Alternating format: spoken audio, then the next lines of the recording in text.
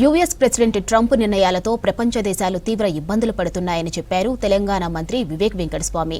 Petrol diesel ధరలు పెరగడం, rupee value తగ్గడంతో మన రాష్ట్రాలు ప్రజలపై భారం పడేలా చేసిందన్నారు. ప్రపంచంలోకెల్లా భారత్లోనే పెట్రోల్ డీజిల్పై అధిక పన్నులు వసూలు చేస్తున్నారని ఆరోపించారు.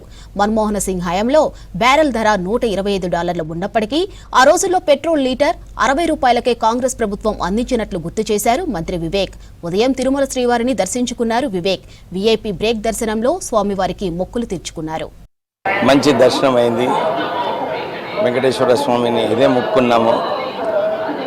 ప్రపంచంలో ఈ ట్రంప్ చేసిన ఏదైతే నిర్ణయాలు ప్రపంచం మొత్తం దేశాలలో అందరూ కూడా సఫర్ అవుతున్నారు.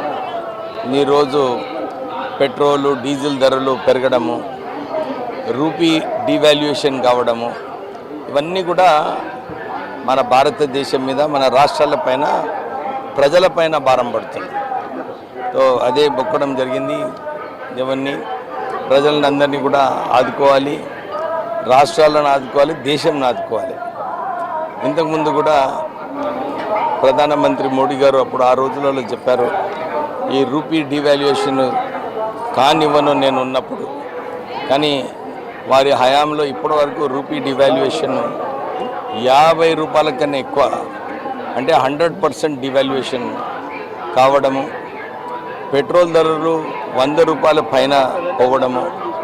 మన్మోహన్ సింగ్ గారు ప్రభుత్వం ఉన్నప్పుడు $125 అయినప్పటికీ కూడా ఆ రోజులలో పెట్రోల్ ధరలు ₹60లో యూపీఏ ప్రభుత్వం సరఫరా చేసింది. ఇప్పుడు కూడా ప్రజలపైన భారం పడకుండా కేంద్ర ప్రభుత్వం జిఎస్టీ చాలా ఎక్కువ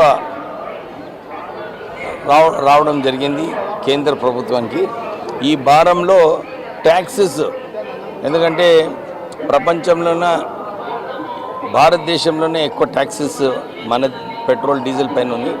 దీన్ని తక్కువ చేసి ప్రజలకు ఇబ్బంది లేకుండా చూసుకోవాలి. ఎందుకంటే పెట్రోల్ డీజిల్ పైన భారం పెరిగినప్పుడు వెజిటేబుల్స్, రైసు, కామన్ మ్యాన్కి అన్ని పదార్థాలపైన ఎఫెక్ట్ ఉంటుంది. ఈ పెట్రోలియం ప్రోడక్ట్ ప్రైజెస్ అన్నీ కూడా కంట్రోల్